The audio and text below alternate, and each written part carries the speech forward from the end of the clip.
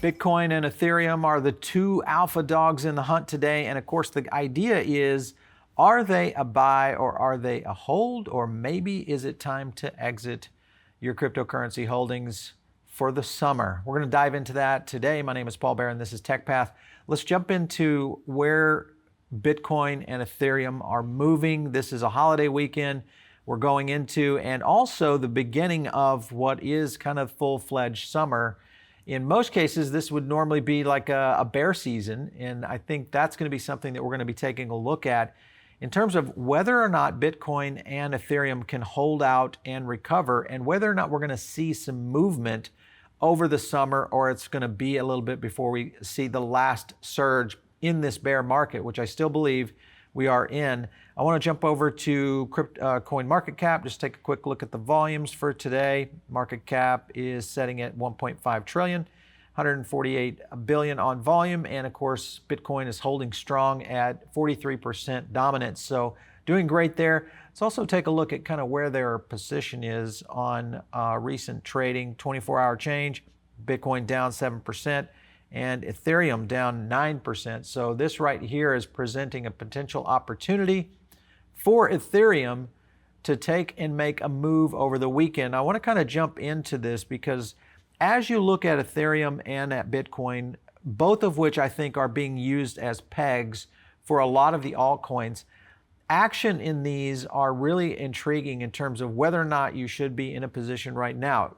Currently, if you've purchased while Bitcoin was back trying to bump the 40K mark before it got basically pushed back down, that was probably an unfortunate hold for you, because I think where we're going to see Bitcoin fall this weekend, mainly because of lack of trading volume, I think, and also just the fact we haven't seen a ton of news, even though there are some things happening next weekend with the Bitcoin conference and things of that nature that may start to spark some news and some trends starting to move. So next week's going to be a different game, but for the next 5 days, the real question is, where will Bitcoin and Ethereum be? In short, I think they are going to be trending down. The question is where. So let's kind of break into that. I want to jump over to token metrics real quickly.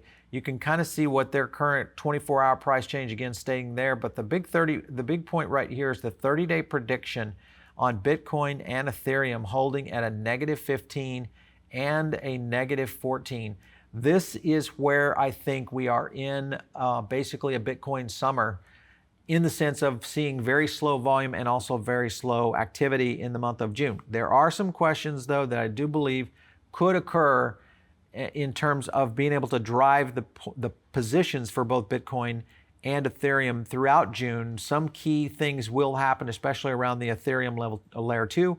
And a lot of projects that are starting to stack in on Ethereum. I want to kind of jump also to some of these indicators. This is a piece over by Bitcoinist, and mainly what they've done here, I wanted to zoom in on this here.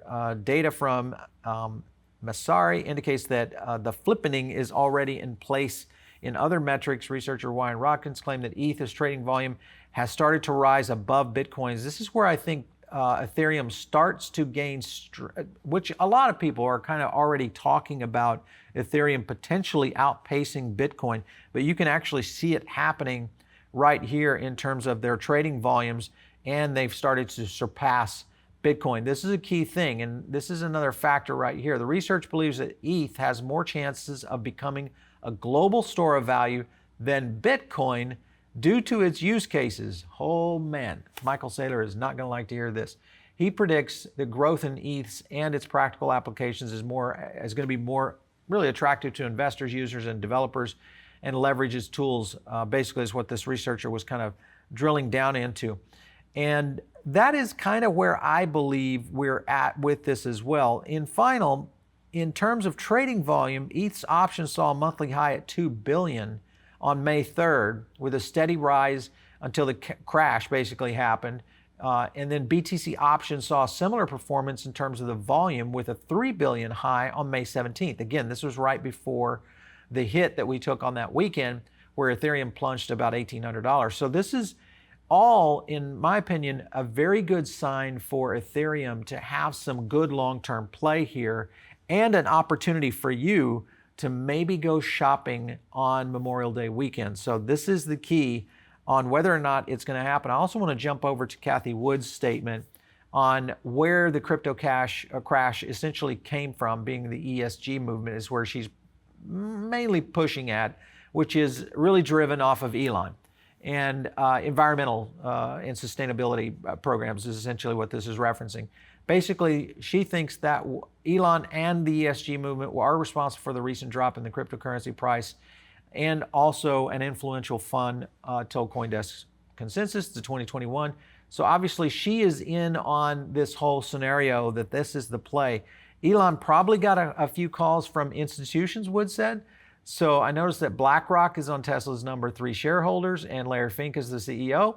He is also focused on ESG and especially in climate change. So I'm sure BlackRock registered some complaints, and perhaps there are some very large holders in Europe who are extremely sensitive to this. Again, this causing the push in this scenario. And I think this is going to have to be corrected over time for Bitcoin to really start to break the $40,000 barrier. And there are some things that I think can help it go there. Obviously, the fact that we're seeing institution, we'll see some good news instead of the FUD, which essentially is where a lot of people have kind of been saying that we've seen some market manipulation. I'm not completely on with that, but I definitely see some interesting trends going that way, and you can definitely kind of pick up from it. But the point, I think, is going to be whether or not Bitcoin and Ethereum can hold out the summer and either one give you a good buying opportunity if you are doing day trades or regular trades, giving you some opportunities to maybe move around in cryptocurrency and both in Bitcoin and Ethereum, and then of course possibly moving some of your earnings over to altcoins.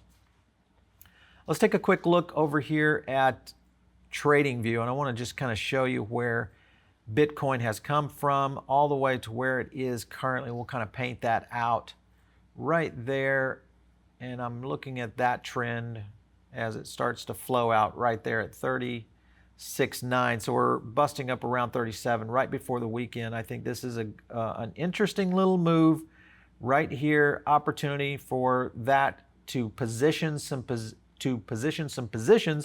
to sell on the weekend and getting back into where I think this is going to be. And I think where we're going to fall on Bitcoin is probably going to be somewhere around the $32,000 mark over the weekend, maybe into Monday. Sunday will be the big character test, I think, for Bitcoin. If we see a lot of action, and I wanted to go back to this one right here. All right, so I wanted to kind of show you where this decline started happening. A lot of this was in a large wallet dumps that occurred on 5/21. Sentiment at that point was still hovering around 69.51, which is really strong in this area right here. As you can see, the sentiment started falling quickly as the decline occurred, and we saw it drop to as low as 39.55. We got a nice little bump right here. Sentiment started to rise again, which I think was a false read. And we've had several challenges to the $40,000 point for Bitcoin, and it just has not been able to move the needle. And I think that is going to be the case as we move into the weekend. I do not believe Bitcoin is going to challenge the $40,000 mark at all. I think we are going to be in a scenario where we will see a little bit of a fall off here. This may be the beginning of it, where we're trading currently in around the $36,000, but I would position yourself to be ready for a purchase, because I do think this is going to represent another opportunity in buying Bitcoin at a good rate. And that is really kind of the plan for what at least I'm doing. As a reminder, this is not financial advice. We always ask all of our viewers and listeners to do your own research, drive down into some of the fundamentals and take a look. And when I say fundamentals on crypto, meaning really understanding where the historical scenarios are coming from, but also some of the news and the sentiment, which is really, to me, the key factor right now on cryptocurrency, because it just is what it is in terms of how it's being driven via price. It's very, very emotional, and it is driven like that in terms of its trading scenario. I want to jump over to ETH and kind of the same thing. Where was ETH? You know, when you look back here on May 21st, which was the drop again, sentiment was at 51.33. Then we saw it rise and coming out Sentiment was holding at 61.97, which was a really nice recovery. And again, this was when Ethereum was still hovering at the 2600 before it had hit its all-time high, or this cycle high of 28, which was a great place to be exiting, especially if you were in back just a little bit right here and were able to get to the bottom at 1800. Let me kind of scan back over there, because kind of this was the rise opportunity as sentiment started to build right here and move on. And of course, back to the large wallet sell-offs on Ethereum. Sentiment started to really kind of plateau right here. And then as we go, I haven't pulled the newest sentiment rating, but ETH has started to fall off. And I think this is the point where we're going to see another potential opportunity. Now, will it get down to 1800 this weekend? Unlikely. I don't think that Ethereum is going to go back there for quite some time unless we have actually entered the bear market. That is the question. Could we waffle out of what was the bull market into what it could be a summer that is a bear market? So many experts are pointing to that. This is not the end of the bull market. The bull market is definitely intact, and people are looking for kind of that slowdown in trading and volume, which is what's showing up when you think about it and start to look at the charts. And I think that's going to be the case with Ethereum. So get ready, get your wallets ready, get your bank accounts ready. This is an opportunity, at least I'm poised for being able to seize this weekend some opportunities both in Bitcoin and in Ethereum in being able to acquire at what I think will be some very interesting price points. So getting ready for next week, a lot is on the line for Bitcoin and Ethereum as Bitcoin 2021 kicks off here in Miami. And I think that's going to lead in a lot of news, both on the FUD side of things and also on the positive news side of things. So it may balance out.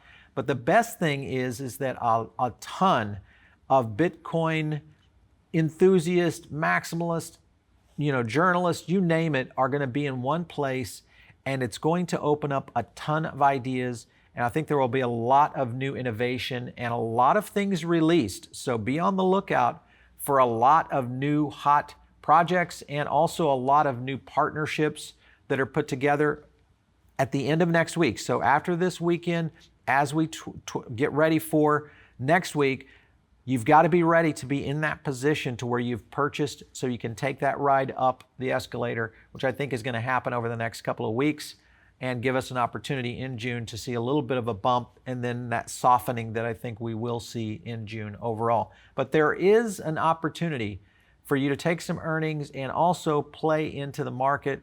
It is an opportunity, I think, that starts to move with the summer that really kind of aligns with where this could potentially be. But we don't have enough time before we get to what should be the end of the bull market sometime in the fall. September through December is kind of that target point. So we've got a lot of activity that could happen in August before we see the September moves. July and June are going to be very interesting months that we're going to be tracking very closely here on TechPath. Of course, if you are listening in over on the podcast right now, make sure and subscribe. Give us a few stars over there. That's how we get great feedback from you. If you're on the YouTube channel right now, this is the best place to catch all of our content. We are putting out so much content on a variety of technology forefronts, whether it's EV, robotics, autonomy, cryptocurrency. That's the goal for this channel. And of course, we love for you guys to share it. Thank you so much for your comments. We definitely appreciate it. And of course, the subscribers over the past few months have been absolutely amazing. Thank you guys for everything you're doing. Continue to give us the great ideas because we're picking them up in the comments. I'm getting the DMs over on Twitter, which is @PaulBaron. And of course, you can always email us. You can send an idea over to producer@revernetworks.com. That's the best place to reach us. Stay safe out there. Have a great holiday weekend. And of course, get ready for what I think is going to set up to a very interesting week in cryptocurrency trading. But be cautious on whatever you do. And always remember, in the comments, watch out for the spammers because we have a heavy load of spammers right now that are coming after the channel. So be careful on anything they're doing over there. We'll catch you next time right here on TechPath.